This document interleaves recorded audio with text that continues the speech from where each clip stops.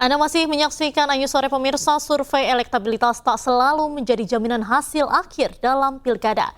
Paslon Andra Soni Dimyati berhasil unggul hitung cepat dari Airin Ade di Pilkada Banten.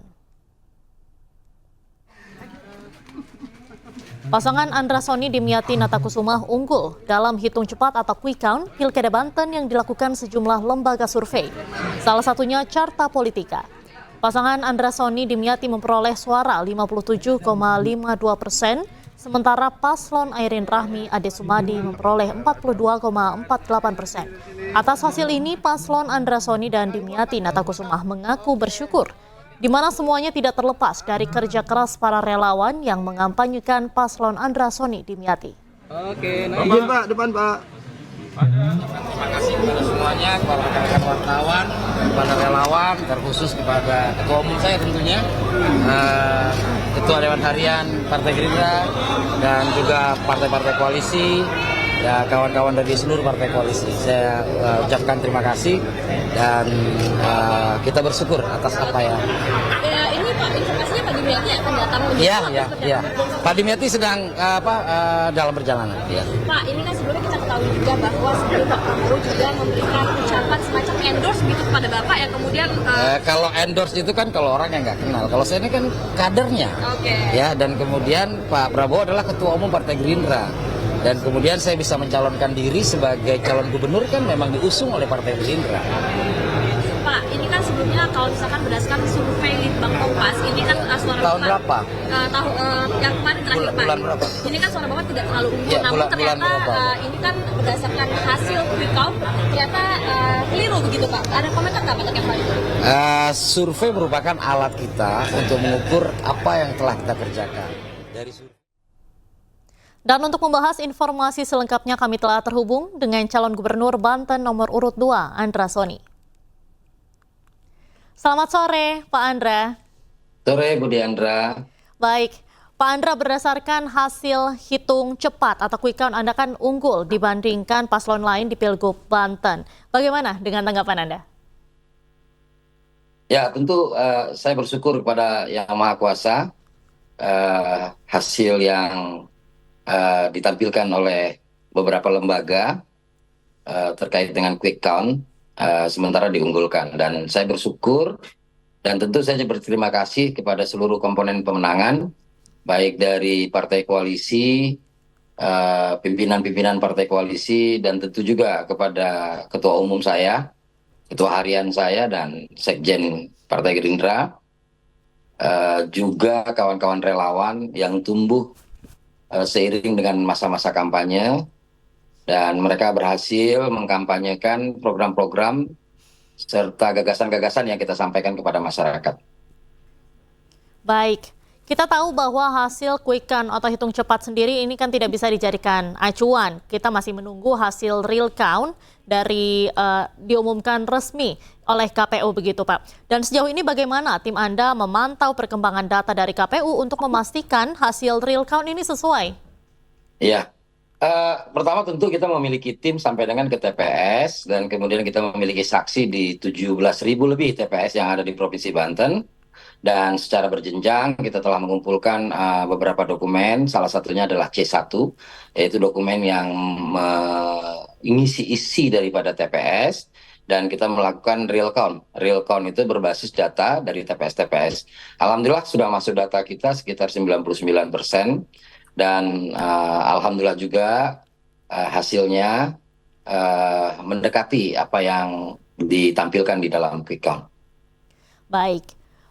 Pak Andra, pilkada ini kan erat keterkaitannya dengan potensi sengketa. Apa langkah Anda mungkin apabila nantinya akan ada sengketa atau potensi sengketa atau kan keberatan begitu yang diajukan oleh pihak lawan terkait dengan hasil pemilihan nanti? Iya, tentu ya, semua kandidat semua memiliki kanal-kanal yang telah disediakan oleh undang-undang dalam rangka menyikapi hasil. Dan saya tidak ingin mendahului. Secara prinsip setiap tim, terkhusus kami juga memiliki tim-tim yang memang menangani secara khusus terkait dengan hal-hal yang disampaikan tadi. Kami juga memiliki data, kami juga memiliki laporan-laporan, tapi secara prinsip kami mengikuti prosedur yang ada di dalam pilkada ini.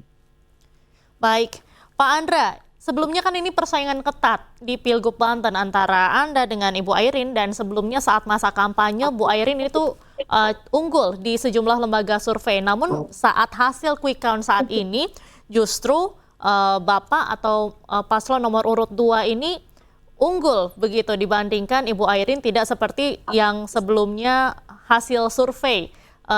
Strateginya apa Pak? Seperti membalikan keadaan ini? Ya, sebenarnya survei kan merupakan alat kita untuk mengukur kerja-kerja politik yang kita lakukan, kerja-kerja elektoral yang kita lakukan. Secara berkala, kita juga melakukan survei sejak mana saya mulai diusulkan sebagai kandidat calon. Nah, dalam survei-survei kita menemukan beberapa poin penting untuk menjadi analisa kita, apa yang harus kita lakukan. Dan secara metode kampanye dan lain-lain, kita terlihat berbeda memang, di mana kita terkait dengan alat peraga kampanye lebih menonjolkan program dibandingkan menonjolkan personal.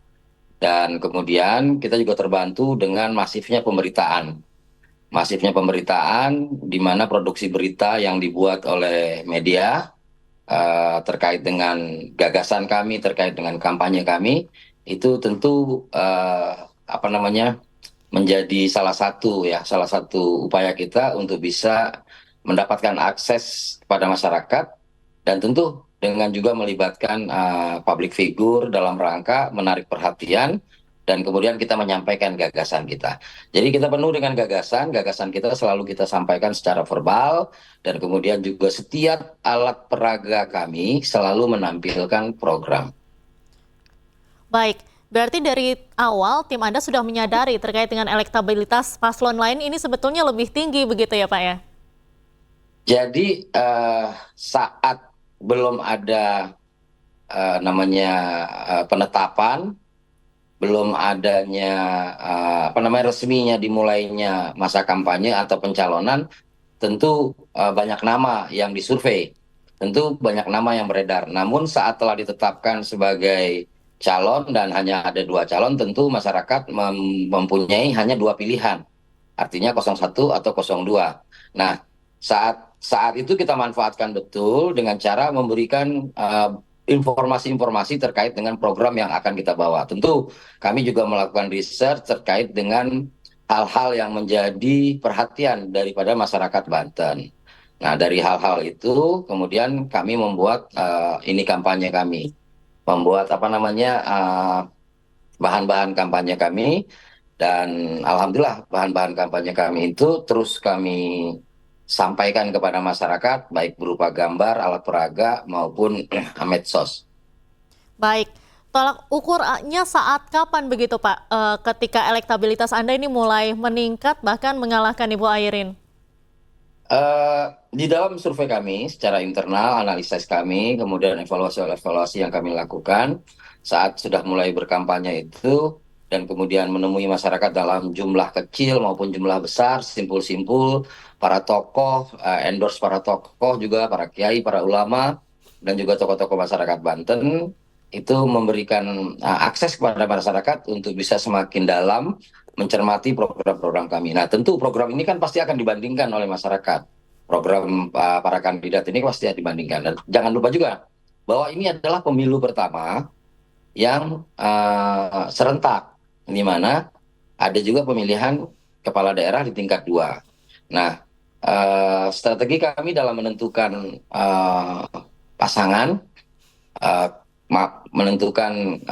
pasangan tandem kami di tingkat 2 ini juga mempengaruhi pada hasil akhir, di mana hampir semua tandem kami ini juga mendapatkan kemenangan, sehingga bisa linear dengan perolehan suara yang kami dapat. Karena Provinsi Banten ini kan ada 8 kabupaten dan kota, sangat luas sekali. Tidak mungkin saya hanya menonjolkan personal saya harus menonjolkan program, dan kemudian program tersebut harus linear, dan kemudian juga ikut dikampanyekan oleh calon-calon tingkat 2. Baik, Mungkin terakhir, Pak Andra Soni, soal apa yang mau Anda sampaikan kepada masyarakat Banten, baik yang memilih Anda maupun juga yang tidak memilih Anda? Ya, ya kepada seluruh masyarakat Banten, pilkada alhamdulillah telah kita laksanakan secara bersama-sama.